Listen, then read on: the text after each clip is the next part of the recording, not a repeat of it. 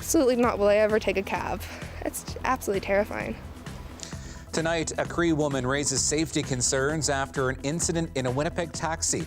Your local news starts now. This is CBC Winnipeg News.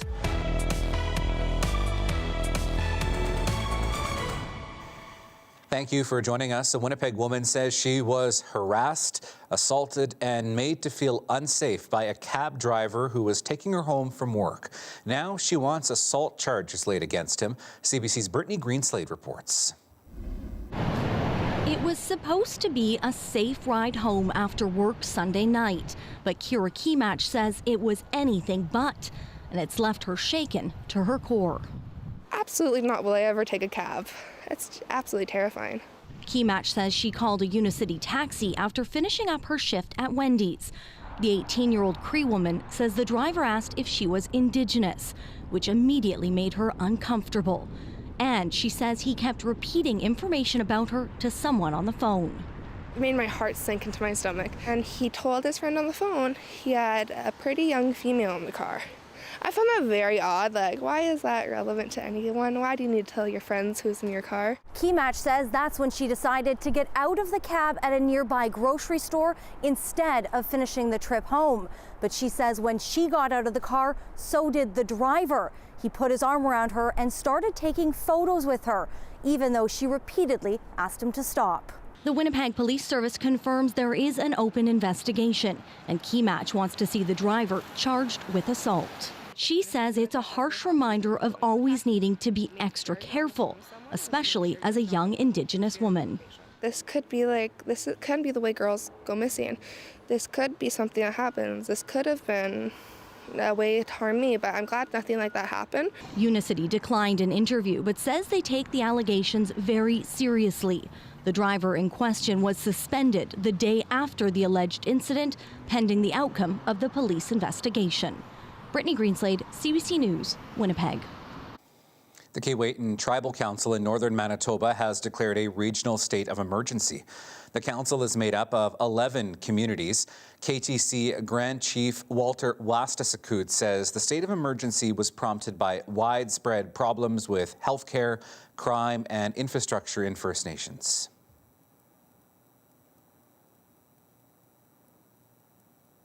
With every day that passes, lives are being lost or destroyed by government inaction. We demand that a meeting be immediately convened between representatives of the federal and provincial governments and representatives of our nations. The council has written to the Prime Minister and Manitoba's Premier. He says the chiefs want to discuss solutions.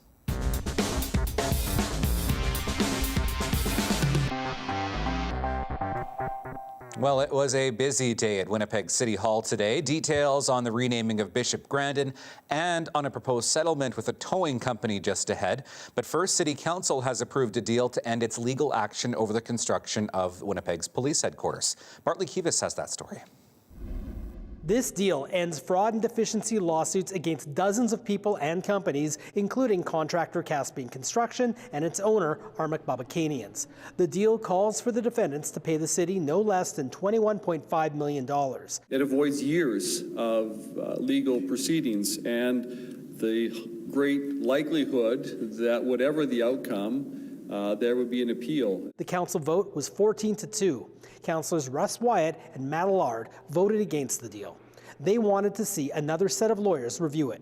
I want to make sure that there's no door open for any perceived conflict of interest. The settlement has no bearing on a decision by a judge who determined former Winnipeg CAO Phil Schiegel accepted a $327,000 bribe from Babakanians. Schiegel appealed that decision. Council also debated a motion by Wyatt to once again ask the province to call a public inquiry into the police HQ and other city projects, such as the sale of the former Canadian Stadium site. Wyatt's motion was rejected, with some calling the scope too broad, but there remains widespread appetite at City Hall for an inquiry. The Premier says she won't consider an inquiry until all court action over the police HQ has ended. The Manitoba Court of Appeal has yet to rule on Phil Schiegel's effort to overturn the King's Bench decision against him. Bartley Kivas, CBC News, Winnipeg. City Council has rejected an out-of-court settlement with Tartan Towing. The company billed the city for more than $1 million of invalid tows. The out-of-court settlement would have seen Tartan pay back less than half of the money it owes the city.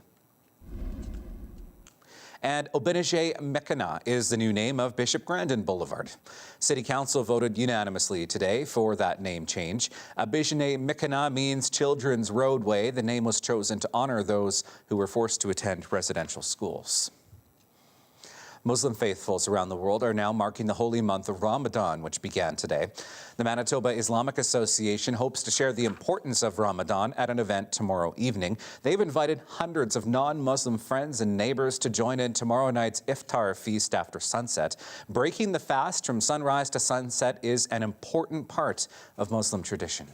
Especially in the month of Ramadan, community is so important, and to be able to break the fast with, the broader community is, I think, going to be really, really special. The feast takes place at the Winnipeg Grand Mosque on Waverley, and that event, we can tell you, has now reached capacity. Hollywood will soon be coming to Niverville. A new multi-million-dollar film studio will be built in the small town just south of Winnipeg. Local filmmaker Juliet Hagopin has teamed up with Volume Global to develop Jet Studios. It will be a full-service film and TV studio village. I wanted to support filmmakers locally and build a community that would work together. And this, being in a smaller community, just means that I expand in a smaller community and we're closer together and we work together in a really nice environment. The studio will create 300 jobs over the next 3 years. Construction will start in June. The goal of the building being ready for lights, camera, action comes this fall. All right, here's a look at downtown Winnipeg. We may be officially into spring now, but meteorologist John Sauder has snow in his forecast. Those details are coming up next.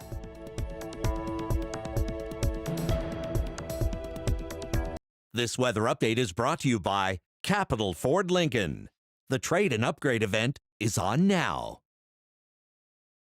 Well, two things we had lots of today, sunshine and wind. Well, the wind was at about 40 kilometers per hour for gusts, and most of the heavier winds were right through the Red River Valley. But look at the sunshine through the day today. We had a little bit of cloud across the north. That will continue tonight. Clear skies into Friday morning for the south. Clouds do increase just a little bit later in the day here in southern Manitoba. And then as we get into Saturday, eventually we're back into sunshine on into the afternoon. A little bit of snow on the way for the north as well. And in the next 12 hours, we could see 2 to maybe 3 centimeters across northern Manitoba. We've seen some snow through Lynn Lake and Thompson through late today, but not a huge amount of snow, but enough that you may have to get out the shovels and brush off the sidewalks, that sort of thing. -10 under clear skies tonight. We stay breezy into the overnight period and a little breezy in the morning, but the winds will actually drop off a little bit in the afternoon on Friday as clouds increase into a sun cloud mix and a high of 0. And then Friday night, a little cold front goes through, so cooler on the weekend. Could see a flurry Friday night. And then as we get into Monday, it's a cool start to next week, and we're several degrees below seasonal right through next week with more snow likely for Thursday. Thank you, John. The Jets are up 2-1 in the third right now over Anaheim. That's your late news for this Thursday. Thanks for being with us. We'll see you again tomorrow night. Have a good one.